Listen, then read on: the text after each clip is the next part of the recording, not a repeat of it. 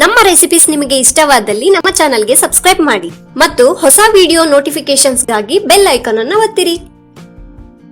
Hi friends, welcome to Sharon's ಅಡಿಗೆಗಳು.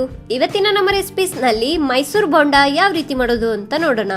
ಬೇಕಾಗಿರುವ ಸಾಮಗ್ರಿಗಳು: 1 ಕಪ್ನಷ್ಟು ಮೈದಾ ಹಿಟ್ಟು, 1/4 ಕಪ್ನಷ್ಟು ಅಕ್ಕಿ ಹಿಟ್ಟು, 1 ಟೀ ಸ್ಪೂನ್ ಜೀರಿಗೆ, ಸ್ವಲ್ಪ ಕೊತ್ತಂಬರಿ ಸೊಪ್ಪನ್ನ ಕಟ್ ಮಾಡಿ ಇಟ್ಕೊಳ್ಳಿ, ಕುಕಿಂಗ್ ಸೋಡಾ ಅರ್ಧ ಟೀ ಸ್ಪೂನ್, 1 ಟೀ ಸ್ಪೂನ್ ಹಸಿ ಶುಂಠಿನ ಕಟ್ ಮಾಡಿ ಇಟ್ಕೊಳ್ಳಿ, 1 ಹಸಿಮೆಣಸಿನಕಾಯಿ, ಡೀಪ್ ಫ್ರೈಗೆ ಬೇಕಾದಷ್ಟು ಎಣ್ಣೆ, 1.5 ಲೋಟದಷ್ಟು ಮಜ್ಜಿಗೆ, ರುಚಿಗೆ ತಕ್ಕಷ್ಟು ಉಪ್ಪು.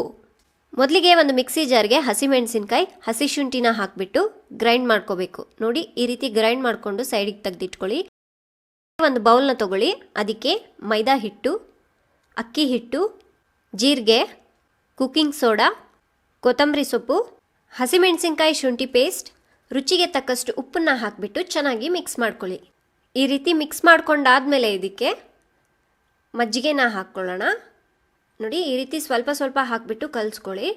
ಇದಕ್ಕೆ ನಾನು 1.5 ಕಪ್ನಷ್ಟು ಮಜ್ಜಿಗೆನ ಹಾಕಿದ್ದೀನಿ. ಫ್ರೆಂಡ್ಸ್, ನೀವು ಮಜ್ಜಿಗೆ ಬದಲಾಗಿ ನೀವು ಮೊಸರನ್ನು ಕೂಡ ಹಾಕೋಬಹುದು. ಇನ್ನು ಹುಳಿ ಮಜ್ಜಿಗೆ ಅಥವಾ ಹುಳಿ ಮೊಸರು ಹಾಕ್ಕೊಂಡ್ರೆ ಬೋಂಡಾ ತುಂಬ ರುಚಿಯಾಗಿರುತ್ತೆ. ನೋಡಿ, ಈ ಥರ ಗಂಟುಗಳೇನು ಇಲ್ಲದ ಹಾಗೆ ನೀಟಾಗಿ ಮಿಕ್ಸ್ ಮಾಡ್ಕೊಳ್ಳಿ. ನೋಡಿ, ಹಿಟ್ಟನ್ನ ತುಂಬ ನೀರಾಗಿ ಕಲಿಸ್ಕೋಬೇಡಿ, ಈ ಕನ್ಸಿಸ್ಟೆನ್ಸಿ ಇರಲಿ. ಒಂದು ಅರ್ಧ ಗಂಟೆಗಳ ಕಾಲ ಮುಚ್ಚಳ ಮುಚ್ಚಿಟ್ಟು ಸೈಡ್ಗಿಡಿ.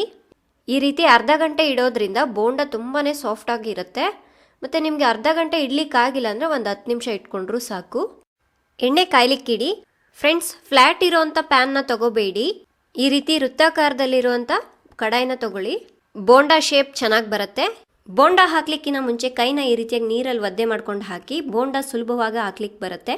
ಇವಾಗ ಎಣ್ಣೆ ಕಾದಿದೆ. ನೋಡಿ, ಈ ರೀತಿಯಾಗಿ ನಿಧಾನಕ್ಕೆ ಒಂದೊಂದೇ ಬೋಂಡನ ಹಾಕ್ಕೊಳ್ಳಿ. ಸ್ಟವ್ನ ಈ ರೀತಿ ಮೀಡಿಯಂ ಫ್ಲೇಮ್ನಲ್ಲಿ ಇಟ್ಕೊಂಡು ಹಾಕಿ, ಇಲ್ಲಾಂದರೆ ಒಳಗೆಲ್ಲ ನೀಟಾಗಿ ಬೇಯೋದಿಲ್ಲ. ನೋಡಿ, ಈ ರೀತಿ ಕೆಂಪಗಾಗದೆ ತಿರು ಹಾಕ್ಕೊಳ್ಳಿ. ಎರಡೂ ಕಡೆನೂ ಈ ರೀತಿ ಕೆಂಪಗಾಗಿರಬೇಕು. ಫ್ರೆಂಡ್ಸ್, ಈ ಮೈಸೂರು ಬೋಂಡಾಗೆ ಬೆಸ್ಟ್ ಕಾಂಬಿನೇಷನ್ ಅಂತ ಹೇಳಿದ್ರೆ ಕಾಯಿ ಚಟ್ನಿ. ಕಾಯಿ ಚಟ್ನಿ ಯಾವ ರೀತಿ ಮಾಡಬೇಕು ಅಂತ ಕೆಳಗಡೆ ಡಿಸ್ಕ್ರಿಪ್ಷನ್ ಬಾಕ್ಸ್ನಲ್ಲಿ ಲಿಂಕ್ ಇದೆ, ನೀವು ನೋಡ್ಬೋದು. ನೋಡಿ, ಬೋಂಡಗಳೆಲ್ಲ ಚೆನ್ನಾಗಿ ಕೆಂಪಗಾಗಿದೆ ಅಲ್ಲ. ಇವಾಗ ಒಂದು ಕಿಚನ್ ಟವಲ್ ಮೇಲೆ ಈ ಬೋಂಡಗಳನ್ನ ತೆಗೆದು ಹಾಕ್ಕೊಳ್ಳಿ. ನೋಡಿದ್ರಲ್ಲ, ಮನೆಯಲ್ಲೇ ತುಂಬ ಸುಲಭವಾಗಿ ಮೈಸೂರು ಬೋಂಡಾ ಯಾವ ರೀತಿ ಮಾಡೋದು ಅಂತ. ಈ ರೆಸಿಪಿ ಇಷ್ಟ ಆಯ್ತು ಅಂದರೆ ಲೈಕ್ ಮಾಡಿ, ಕಮೆಂಟ್ ಮಾಡಿ, ಶೇರ್ ಮಾಡಿ.